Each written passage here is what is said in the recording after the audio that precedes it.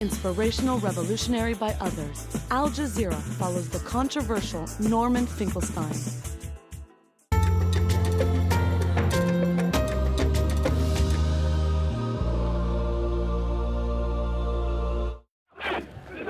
The son of Libya's leader urges his supporters to take up arms, but the regime is being backed into a corner as its opponents move closer to Tripoli.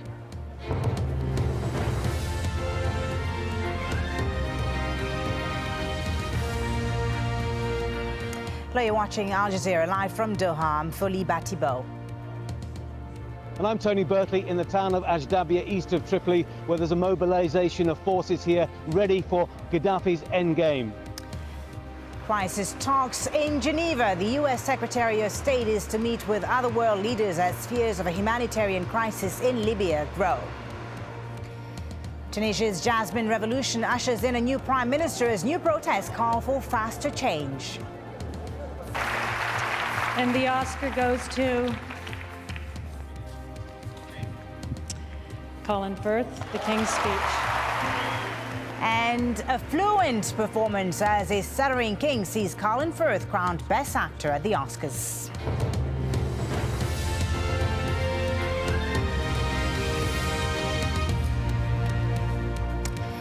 New video has emerged which appears to show the son of Libyan leader Muammar Gaddafi arming government supporters. Saif al-Islam is trying to prop up his father's regime, but anti-government protesters are closing in on Gaddafi's stronghold.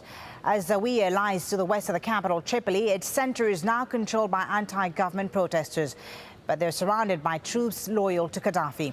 Now, 3 more areas in the east are also reported to be under the control of protesters. Lawrence Lee has this report on Gaddafi's attempts to cling to power. You'd be forgiven for thinking that if a town only half an hour from Tripoli is in the hands of protesters with tanks, then the end must surely be near. Yet the days drift by, momentum ebbs and flows, and for the time being, Gaddafi's regime has enough to avoid falling to the people's uprising. Given the routine way in which Gaddafi's armed forces have been switching allegiances over the last few days, one of the questions that keeps being raised is how are the Gaddafis maintaining a fighting force? Up until now, the chief spokesman for Gaddafi has been his son, Saif al-Islam. He has routinely accused the media of lying about the fighting. Maintaining Libya is entirely at peace with itself. The point that you are hearing rumors, false reports, please take your camera tomorrow morning, even this night, go to every city in Libya. Everything is calm, everything is peaceful. And yet this has now emerged. The same man, semi-automatic in hand, exhorting people to fight for his father. I'm here to raise your morale. They are spreading rumours that our police and security forces are joining the hooligans. It's not true.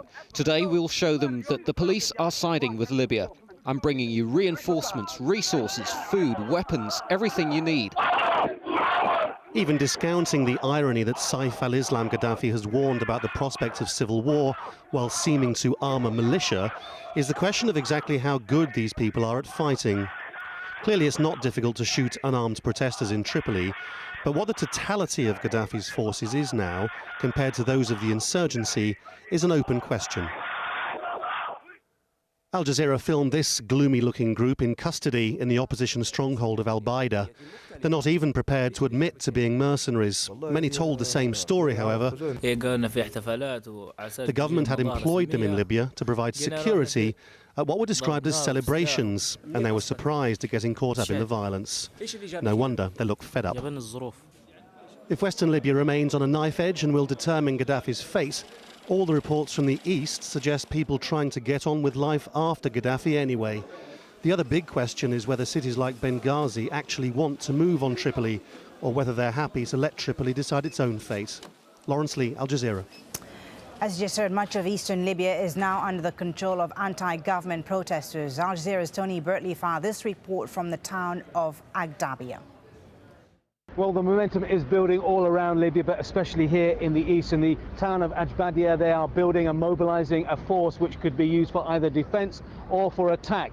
We're in a position now at a very important strategic crossroads. 160 kilometers from Benghazi and about 300 kilometers from Gaddafi's stronghold of Sirte, that's his hometown. armed and well fortified with 4,000 men. But if there's going to be a backlash, a counter-attack by Gaddafi forces, it will come through here. So it's very important that the defences here are mobilised and strong. Now, there's oil fields 25 kilometres from here. There's concern that Gaddafi, the last sting in the tail, may be a final attack and a destruction of the oil fields, so that they are being well guarded. But the mobilisation here is being coordinated by generals living in exile, and they hope that this force will not be needed. But the way things are going with the menacing threats by Gaddafi and his sons, they have to be prepared for the worst. This is a very important area. It fell basically without a shot being fired, just a few people killed, and they've got remnants of the air force of Gaddafi, which was used to bomb Benghazi. They shot planes down and they have the remnants of those aircraft here. So there's a very strong feeling that they're on the way, that the game is over for Gaddafi, but there's still the unknown quantity that still remains. All right, the Canadian and British Prime Ministers have joined calls for Muammar Gaddafi to step down. Their comments come as the U.S. Secretary of State prepares for crisis talks in Switzerland. Hillary Clinton is due to meet other foreign ministers on the sidelines of a UN human rights meeting in Geneva. Well, let's speak to AlJazeera's Nick Spicer, who's in Geneva covering that meeting for us. Nick, so the UN Security Council has already imposed sanctions on Libya. The Human Rights Council has suspended Libya, a strongly worded condemnation as well. What other action are they contemplating there? The Human Rights Council itself is probably not going to do much today. Their big decisions were taken Friday in a special session, the first ever to actually look at a country that is a member of the Council. And Libya, as you were just saying, had its membership not quite revoked, but it was sent to the General Assembly. They'd like to have it suspended, and they decided to launch an international investigation into events there for possible crimes against humanity. So a kind of warning that there would be prosecution. And then the Security Council, of course, passed the resolution referring all of this to the International Criminal Court. So what they will be doing here today is actually going to be largely on the margins, bilateral meetings with the Americans, meeting with the Russians, meeting with the British foreign minister, and so on. I think that there's been huge unanimity in the international community in coming up with the sanctions against Libya, in deciding to have an asset freeze. So what they're going to be looking at now is the humanitarian side of things. The International Committee for the Red Cross is holding an emergency meeting today.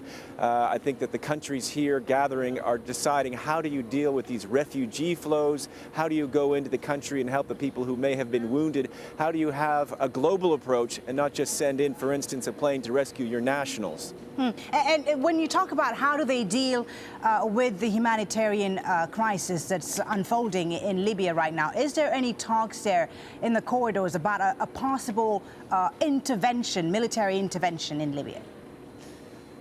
Well, there are all kinds of ideas evoked behind closed doors, no-fly zone, for instance, but diplomats will tell you it's not really going to do much because there's not a lot of planes being used now. All of the possible, crimes against humanity and war crimes, all of the abuses of human rights are taking place with ground troops at the street level. So no-fly is not really necessary except to prevent the sending in of more mercenaries, if that is still in fact taking place. Most of the energy, I think, is going to be spent looking at the humanitarian side of things and the after-Gaddafi era. Who do you talk to? What kind of opposition figures can there be in a country where the opposition has been hollowed out, chased down, and even executed by Gaddafi's forces for 40 years. But the diplomats here are going to try to wrap their heads around that. How do you build a new country without dictating everything from the outside? All right, Nick Spicer in Geneva, thank you very much. And of course, we are expecting to hear from the Russian foreign minister in Geneva in just this hour, within this hour. We'll bring that to you as it happens, of course. Now, let's move on to other news. And Tunisia has a new prime minister. Al-Baiji Qaid Sebsi succeeds Mohamed Ghannouchi, who resigned on Sunday. It follows renewed violence in the capital, Tunis, before his departure. Nadim Baba reports. A surprise announcement as Tunisia's interim president names a new prime minister. At this critical moment, in order to maintain our national interest and to ensure that the state is up and running with all its institutions, I requested Mr. Baja Qaid Sebsi to assume the office of Prime Minister, and he thankfully accepted this responsibility. Al-Baji Qaid Sebsi is 84 and a former foreign minister. He served under Tunisia's post-independence leader Habib Bourguiba and under President Zine al-Abidine Ben Ali. His appointment came hours after interim premier Mohamed Ghannouchi unexpectedly stepped down. لست مستعدا. I am not prepared to be the person who takes decisions which result in the loss of life.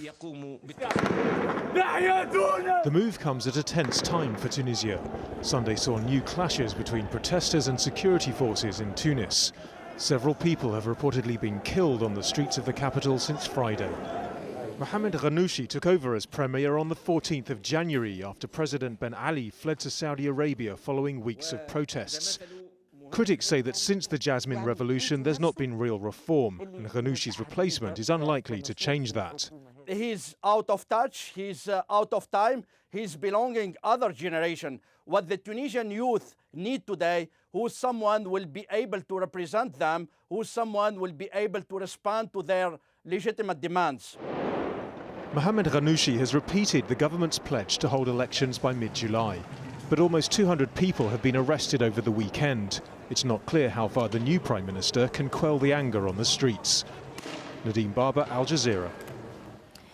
The Jordanian Prime Minister has promised more political reforms after the opposition threatens further demonstrations. It comes as supporters of King Abdullah gathered for a show of solidarity in the capital, Amman. Protests have been ongoing in the country for weeks. Opposition leaders say the people are getting impatient with these slow reforms in the country.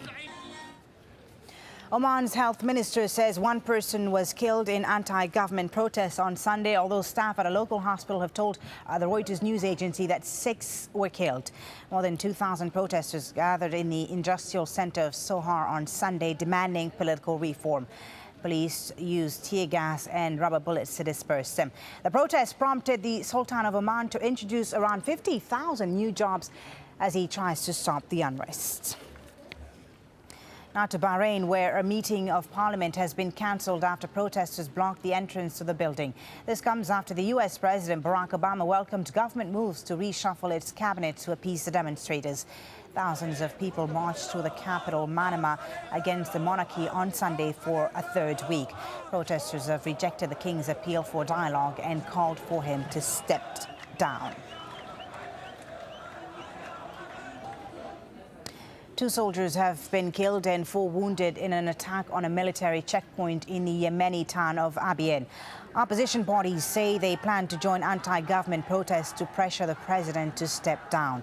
President Ali Abdullah Saleh has called in his army generals and ordered them to defend the unity of the country. An Iraqi court has sentenced a former British security officer to 20 years in jail for killing 2 contractors. Danny Fitzsimmons is the first Westerner to be convicted by an Iraqi court since the 2003 invasion. Let's speak to Al Jazeera's Jane Araf now, who joins us live from Baghdad. Jane, just give us a bit more background on this case and what's been the reaction to this conviction there? Well, I think probably the reaction from Danny Fitzsimmons and his family is a bit of a relief. He could have actually been sentenced to hang. As it was, he stood in the courtroom in the Green Zone for what appeared to be a 10-minute hearing where the judge said that normally the sentence for murder, which he was convicted of, was execution, but given his age, he's 30 years old, and his background, they were commuting it to life in prison. In effect, that means 20 years, and it could actually be reduced to 15 years. Certainly not a picnic in an Iraqi prison, but much better than it might have been. So he's due to serve this sentence then in an Iraqi prison.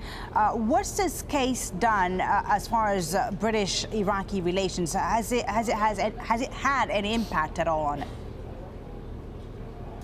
It's a fascinating case because you have to look a bit at the circumstances, and part of the reason why the court here decided that they would be somewhat lenient, if you will, was that he has a troubled background. This is a former British paratrooper who was about to stand trial for assault, had a rather troubled background when he came as a security contractor to work for the Armour Group in Baghdad. Days after he arrived, he got into a drunken brawl and shot 2 of his co-workers and wounded an Iraqi.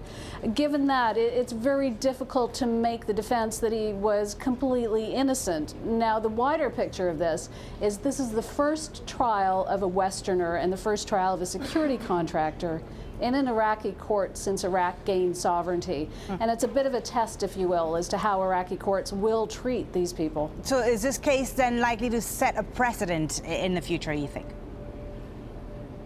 It could very